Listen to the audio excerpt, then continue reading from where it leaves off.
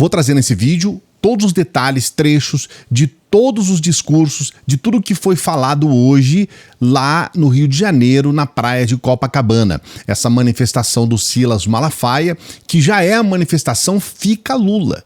Porque, na verdade, em nenhum momento dos discursos eles colocaram uma palavra sequer sobre fora Lula e qualquer outra questão. A manifestação de hoje foca na anistia ao Bolsonaro, que eles tentam disfarçar que é a anistia para aqueles criminosos, golpistas, terroristas que ficaram lá no 8 de janeiro destruindo o prédio público com a intenção de posteriormente ensejar um golpe de Estado. Então eles usam à frente deles, covardes que são esses criminosos do 8 de janeiro, quando a intenção é a anistia ao Bolsonaro e tentar de todas as formas não levar o Bolsonaro para a cadeia, coisa que é impossível não acontecer. Vou trazer esses trechos e vou mostrar para você essa imagem. Observe bem essa imagem porque ela mostra uma questão importantíssima. Nessa imagem, está claro, nós temos pouco mais de 2 quarteirões com pessoas em Copacabana. A Rede Globo, ela prevê que nós tivemos hoje a presença de 18 mil pessoas. Eu tinha dito aqui ontem que nós íamos ter 10 mil. Fiz esse cálculo. E veja bem, aí você vai dizer, Cláudio, você errou. Sim, eu errei. Mas eu quero dizer uma coisa para você. Você também pode dizer, Cláudio, mas tem bastante gente aí, né? Bom, eu não disse que não ia ter pessoas, tá? E calculei 10 mil pessoas, deu 18 mil. Agora, eu quero deixar uma coisa importante para você. Aliás, duas, tá? A primeira, 18 mil, e que seja 20 mil, que seja 50 mil, que não é, no máximo 20 mil, é muito longe de 1 milhão. É bem longe, tá muito longe de ser 1 milhão de pessoas. Porque a própria Oeste, agora há pouco, ao fazer um levantamento do evento, falou que tinham milhões, não é nem 1 milhão, milhões de pessoas em Copacabana. Eles mentem, essa revista extremista, a Oeste, eles mentem de forma grosseira. É ofensivo quanto eles mentem. Milhões de pessoas. Nós estamos falando em 18 mil. Então está muito longe de ser 1 milhão de pessoas como alardeou o Bolsonaro e os bolsonaristas. Esse é o primeiro ponto. E o segundo ponto, esta manifestação, ela é a menor manifestação do Bolsonaro desde sempre. É a menor manifestação de todas. Nunca teve uma manifestação tão flopada quanto essa. É importante deixar claro, é a menor manifestação do Bolsonaro em todos os tempos. E o que significa isso? Qual que é o ponto principal? Aqui nós temos uma série de questões. A primeira, a mais importante, ela traz nessas pesquisas que são feitas pela Folha de São Paulo. A Folha de São Paulo fez pelo menos 3 pesquisas a respeito. A última pesquisa mostra o seguinte, Datafolha, 62% são contra anistia aos participantes do ataque golpista do 8 de janeiro. Números são estáveis em relação à última pesquisa de março. Apoio à anistia é maior entre eleitores de Bolsonaro, evangélicos e homens. Aqui tem alguns gráficos que eu vou trazer para você. Então tá lá, era 63, baixou para 62, ainda tá dentro da margem de erro, ou seja, não mexeu. Né? Porque se você tem o nível de confiança em 95%, teria que baixar de 63 para menos de 58 para ter alguma alteração, não teve alteração. Né? A mesma coisa que o número era 31, a favor foi para 33, também está dentro, então as pessoas continuam da mesma forma. E aqui nós temos meses de diferença, né, entre uma pesquisa e outra. O apoio à anistia é maior entre homens, 37% em comparação a 29% entre mulheres, aí 64% são contra o afastamento da punição, enquanto a mesma porcentagem para mulheres é de 59%. Aqui dá para ver claramente, né? Eleitores de Bolsonaro, trabalhadores informais são os que mais apoiam a anistia aos condenados. Aí nós temos aqui 45 eleitores de Bolsonaro, 38 assalariados sem registro, empresários 37, evangélicos e homens também. Aqui a gente tem um outro gráfico. Eleitores de Lula e funcionários públicos são os mais refratários à anistia. Então 72% dos eleitores de Lula são contra, porque obviamente se você vota, ainda é assustador que ainda temos pessoas que votaram em Lula e são a favor de uma pessoa assassinar Lula, né? Porque dentro do golpe de Estado estava previsto o assassinato do Lula. Aí nós temos funcionários públicos, estudantes, que tem o mesmo número de 68, desempregados e moradores do Nordeste. Então, aqui são os números maiores, né? Mas se você observar, naqueles que são contra, né? Naqueles que são contra a anistia, os números são muito maiores do que o que são a favor, né? E mesmo entre os eleitores de Bolsonaro, nós temos 45, o que significa que 55% dos eleitores de Bolsonaro são contra a anistia. Então, eu estou trazendo essa questão aqui para você porque esses detalhes são importantíssimos. Eleitores de Bolsonaro, mais da metade, é contra a anistia. Então, por mais que eles queiram mudar a pauta, hoje você vai ver aqui os discursos, ninguém toca no nome do Lula a não ser o Tarcísio, porque o Tarcísio ele faz um discurso já pensando nas eleições de 2026, o ano que vem. Então ele fez um discurso que bate ali numa reeleição para governador ou numa possível candidatura à presidência. O Tarcísio tem pânico quando colocam ele como candidato a presidente da República, porque ele sabe que ele perde. Ele perde. Para o Lula, ele perde. E aí nós temos um segundo ponto. Ele, para candidato a governador, ele ganha. Porque, infelizmente, a gente não tem candidatos que sejam à altura para derrotar o bolsonarismo em São Paulo. E o bolsonarismo do Tarcísio é um bolsonarismo meio escondido, meio envergonhado. Ele tenta se colocar como um sujeito, digamos assim, aquele cara calminho, né? O chamado moderado. Então, para ele, o caminho de reeleição para o governo de São Paulo, ele tem a máquina, ele tem uma série de questões a favor, é muito melhor. E aí, ele se candidatar a presidente é o fim político dele, pelo menos por 4 anos. Então, ele quer mesmo se candidatar a governador. E aí ele já faz um discurso nesse sentido, só que ele é refém do bolsonarismo, né? Porque ele foi criado pelo Bolsonaro e ele é refém do bolsonarismo. Porque se ele rompe com o bolsonarismo, aí ele não se elege nem a governador. Eu vou trazer para você um primeiro trecho do discurso do Nicolas Ferreira. Esse discurso tem alguns trechos que eu considero importantes. É lógico que a gente não vai colocar os discursos completos aqui, tá? São trechos importantes. Mas presta atenção como o Nicolas, inclusive, está até perdendo a mão um pouco no discurso e como ele não consegue, de fato, trazer um discurso que possa levar as pessoas ao convencimento real de que a anistia é a solução para os problemas do país. Porque, veja bem, num país como o nosso, uma série de questões para a gente tratar no país, a prioridade desse pessoal é anistiar bandido, criminoso. E essa não é a prioridade do país. Existe uma pauta gigantesca, né, com números gigantescos de pautas importantes para o país. Dentre elas não está a anistia para bandido. Vamos trazer um trecho do Nicolas. Eu peço aqui para o nosso presidente do Congresso e o presidente da Câmara, Hugo Mota e Alcolumbre, que inclusive Hugo Mota, de uma forma muito solidária, recebeu a mãe de 6 filhos que o seu pai foi condenado por depredar, coisa que a esquerda cansou de fazer nesse país.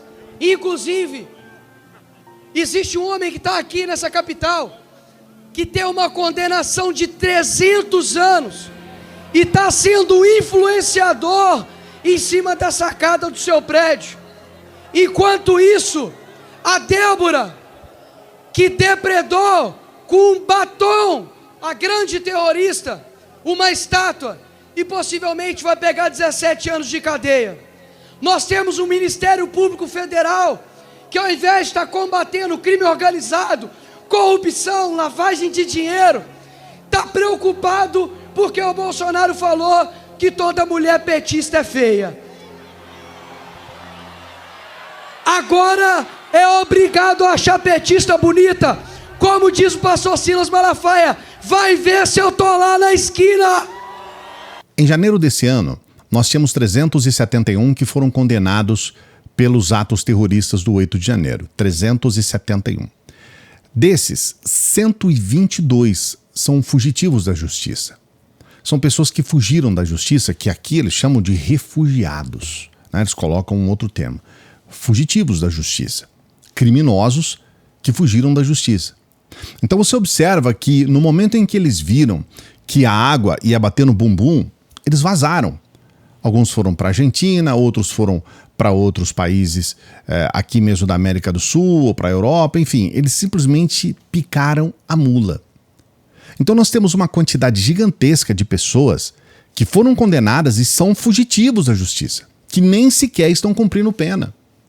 Eles querem anistia para gente que nem sequer está preso. Esse é o primeiro ponto. E nós temos um outro ponto. Você observa que eles falam sempre o nome do tal Clezão, que era um sujeito que estava com uma série de problemas de saúde. Ele dificilmente iria conseguir sobreviver muito tempo, porque ele estava com problemas gravíssimos de saúde. Aí ele sai da casa dele, vê lá pela televisão, tudo, vai correndo para Brasília para tentar dar o golpe de Estado. Ele é preso dentro do prédio, dentro do Senado. Ele é preso lá dentro, em flagrante. É dado a ele a oportunidade dele se defender, todas as questões que foram dadas a todo mundo, né? A gente teve a oportunidade, a anistia já foi dada a eles logo no início, que foi aquela oportunidade de não persecução penal. Ou seja, você ia fazer lá um curso de democracia, ia ficar 2 anos sem internet, sem acessar a rede social, na verdade, e tá tudo bem, pagavam uma multa de R$5.000, se você pudesse pagar, se você não pudesse, nem é obrigado a pagar a multa. E ok, você não ia ser condenado a nada, você não teria persecução penal a nada, nada, zero. E muitas pessoas, 600 pessoas, recusaram. Então já foi dado a essas pessoas a oportunidade de elas não serem presas, de não acontecer nada com essas pessoas, mas elas recusaram. Aí agora eles estão pedindo anistia para quem recusou a anistia, e estão pedindo anistia pra gente que tá foragido da justiça, que simplesmente vazou, que nem preso está. E aí você observa que eles usam o nome de 2 pessoas, que é esse Clezão e essa mulher do batom. A gente tem que levar em consideração que essas pessoas estavam lá, que essas pessoas são responsáveis pela depredação dos prédios públicos. A depredação, ela independe de se você fez uma depredação com um pedaço de carvão, com um batom, com um cuspe ou que seja o que for. Você depredou, você está num processo onde várias pessoas depredaram e numa situação coletiva, num crime coletivo, você está integrado naquele processo de pessoas que depredaram prédios públicos no dia 8 de janeiro. Cada um depredou de uma forma, mas todos depredaram. Teve gente que saiu lá passando faca em obra de arte, teve gente que foi fazer, né, aquela senhora lá que foi fazer cocô lá dentro, um outro sujeito que tem uma foto dele, que eu nunca nem coloquei essa foto aqui, eu tenho vergonha de colocar essa foto, um sujeito defecando lá dentro do Congresso, né, se fez fotografar ali, outras pessoas quebraram vidro, cada um depredou de uma forma, mas todos depredaram. Todos estavam lá unidos para cada um depredar num canto, cada um fazer uma coisa ali. E aí, obviamente, são condenados a isso.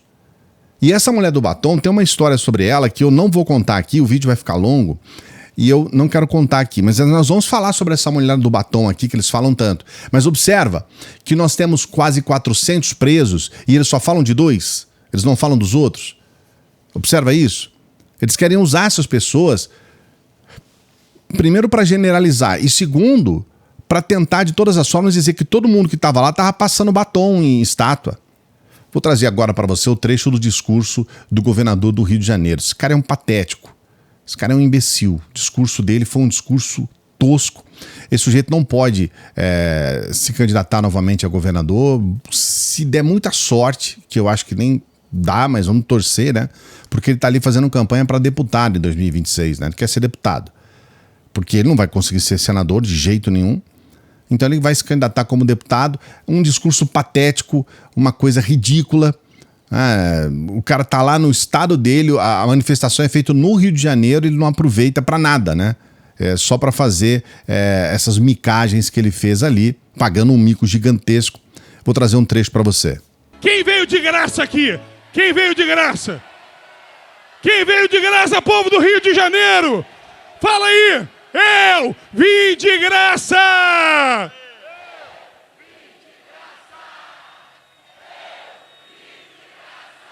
E, presidente, esse povo veio de graça para pedir anistia já. O Rio de Janeiro clama ao Brasil: anistia! Anistia! Viva o Brasil! Viva Jair Messias Bolsonaro! Olha, nem vou comentar esse discurso aí desse governador ridículo aí do Rio de Janeiro, porque você viu que não tem muito o que dizer. Agora, tem alguns trechos que eu vou trazer agora para você do discurso do Tarcínico. Esse discurso é muito importante, porque o Tarcínico, o Tarcísio, governador de São Paulo, ele já coloca o seu discurso para 2026. É o único que tocou do nome de Lula. Ninguém falou em Lula ali. Não teve fora Lula nessa manifestação. Ninguém levou placa, ninguém falou fora Lula, não teve discurso, aquele negócio que eles repetem lá, Lula ladrão, seu lugar na prisão, nada disso, tá? Não teve nada dessas questões anti-Lula. Foi uma manifestação fica Lula. É importante dizer isso. E aí o que acontece? A gente vê o Tarcísio fazendo um discurso para 2026 e falando assim, uma quantidade grotesca, inclusive de mentiras. Ele inclusive fala que o Bolsonaro criou o Pix quando foi o Temer. Fala de uma série de coisas assim, repetindo mentiras ali. Todos mentiram, né? Mas o Tarcísio, nessa cara de pau dele, sabe? É uma coisa nojenta, é nojento. Mas eu vou trazer para você um trecho do discurso, olha só. Mentiras do começo ao final, essas narrativas extremistas do começo ao final, porque ali tá na casa dele, né? Falando com os extremistas, falando com bolsonaristas que elegeram ele, né? Interior de São Paulo, é uma coisa absurda de bolsonarista ali, né? É uma coisa sem sentido até. Agora, eu quero trazer para você o dono do dia, né?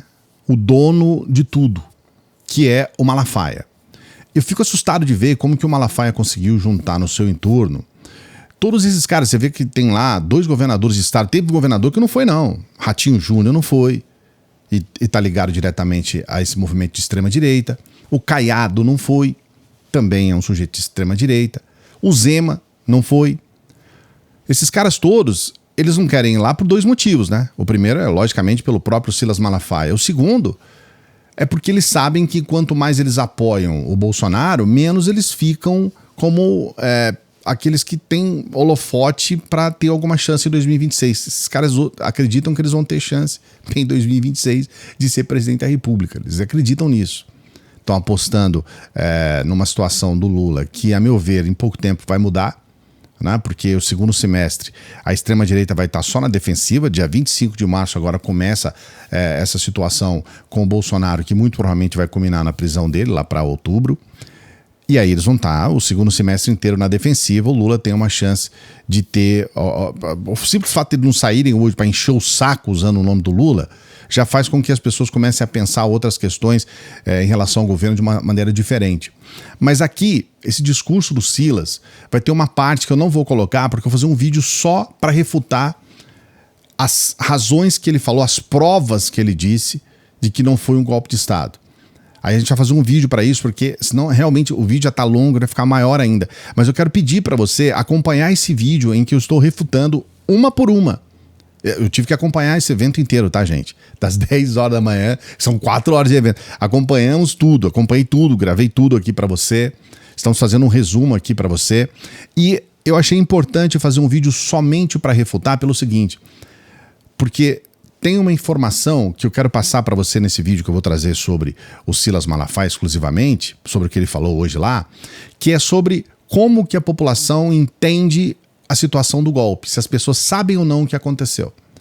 E você vai se assustar com essa pesquisa, tá? É uma informação técnica, é uma pesquisa que foi feita com pessoas do Ipsos, que fez essa pesquisa para dizer se as pessoas sabem ou não o que aconteceu no 8 de janeiro. Mas isso é para um outro vídeo. Eu quero trazer agora os trechos principais do Silas Malafaia. O ministro Alexandre de Moraes é um criminoso!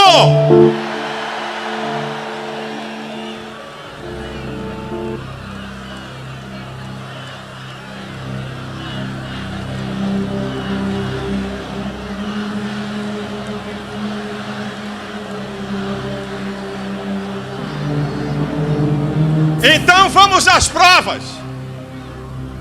Quando você faz uma acusação desse nível, você não pode usar bravata. Você tem que provar. Onde é que começa a história de crimes de Alexandre de Moraes? Há quase 6 anos atrás, ele passou a presidir o inquérito de fake news. Esse inquérito é imoral e ilegal, porque não tem a participação do Ministério Público.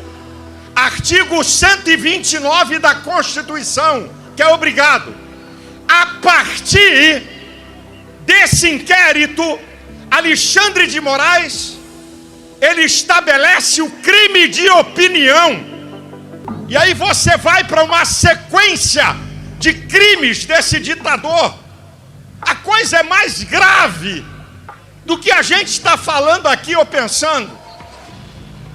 Para vocês terem uma ideia, agora o Ministério Público da Espanha, Alexandre de Moraes, pede a extradição do jornalista Oswaldo Eustáquio, crime de opinião. O Ministério Público da Espanha dá uma lambada em Alexandre de Moraes. O que para você é crime, aqui na Europa é liberdade de expressão. Alexandre de Moraes declarou que ele é vítima, que havia um complô para matá-lo. Ele não pode presidir esse inquérito porque ele é vítima. O STF tem sido o Supremo Tribunal da Injustiça e o Supremo Tribunal da politicagem barata.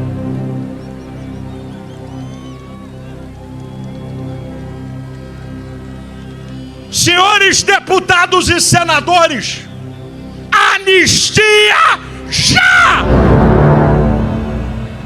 É uma coisa assustadora a gente ver um sujeito que é um pastor evangélico ter um palanque desse tamanho, né?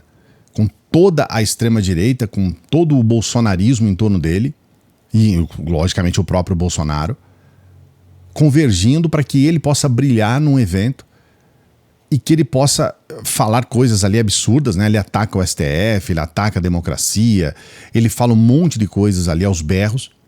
E é assustador a gente perceber como que esse sujeito ele conseguiu esse papel, né, de protagonista entre a extrema-direita brasileira. Até hoje eu não entendo. E mais uma vez, todas as vezes que eu tiver oportunidade, eu vou dizer isso aqui no canal, nós precisamos aprovar uma lei que todo aquele líder religioso que utiliza a sua influência com seus fiéis para fazer política, ele não pode receber imposto isento, isenção de imposto. Nós bancamos as igrejas do Silas Malafaia. Nós bancamos a fortuna do Silas Malafaia. Nós bancamos todas as ações comerciais do Silas Malafaia. Nós, eu, você, aquelas pessoas que não são de extrema direita, todos bancam Silas Malafaia. Uma parte daquilo que... Uma parte não.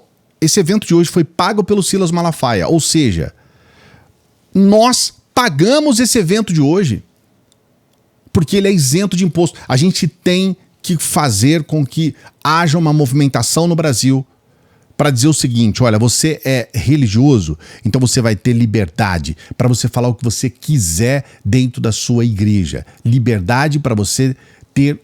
o que está escrito na Constituição, liberdade de culto, para você ter a defesa de Deus da forma que você quiser. Liberdade de culto.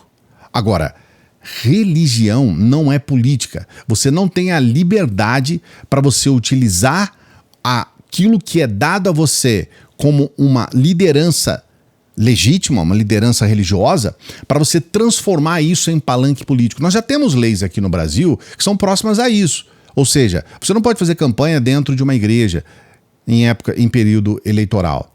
Mas, sabe, é tímido. Porque o que acontece depois disso? Com relação ao candidato, acontecem algumas coisas, mas nada acontece em relação ao líder político. Então nós precisamos melhorar essa lei. A lei já existe, tá? Não estou inventando nada aqui, não. Vou trazer agora para você o trecho. E se você discorda disso, você pode colocar aqui nos comentários. Eu queria saber se as pessoas concordam ou não com essa proposta que a gente defende aqui no canal. Coloca aqui nos comentários. Vamos a esse discurso do Bolsonaro, um discurso desesperado, que pode ser o último discurso antes da prisão dele. Olha só. Eu jamais esperava um dia estar lutando por anistia de pessoas de bem. De pessoas que não cometeram nenhum ato de maldade, que não tinha intenção e nem poder para fazer aquilo que estão sendo acusados. Outro dia conversei com um colega de Israel. Ele falou: que golpe foi esse que o Mossad não ficou sabendo? Quando se há uma tentativa dessa natureza pelo mundo, em poucos minutos, o mundo todo toma conhecimento. Qual é a alma da democracia? É a transparência, é o voto, é a contagem pública dos votos, é a certeza que o eleitor chega de dizer que votou em tal pessoa, o voto foi para aquela pessoa. Eu não estenderei muito não, que o Malafaia tecnicamente se comportou como um brilhante advogado aqui, apesar de ele não ser. Eleições de 22, a gente arrastava multidões pelo Brasil. Foi aqui no 7 de setembro, tinha mais gente do que agora. Fazíamos motocicletas pelo Brasil todo. São Paulo, segundo lá a Polícia Militar, batendo 300 mil motos. O nosso governo fez o seu trabalho. Por que perdeu a eleição? Por que perdeu a eleição? Eu não podia botar a imagem do Lula defendendo ladrões de celular, dizendo que isso era para tomar uma cervejinha. Eu não podia mostrar a imagem do Lula com ditadores do mundo todo. Ele fez uma campanha para menores de 16 e 17 anos tirar título. E essa garotada dessa faixa etária, a tendência é sempre votar na esquerda. Mais de 4 milhões de votos aí. Pelo menos 2 milhões para o outro lado. Nos foi retirado 1,5 milhão de inserções de rádio por ocasião das eleições. O outro lado podia fazer tudo. Me chamava de misógino, de fascista, de nazista, até de pedófilo os caras me chamaram. Dá para comparar Janja com a Michele?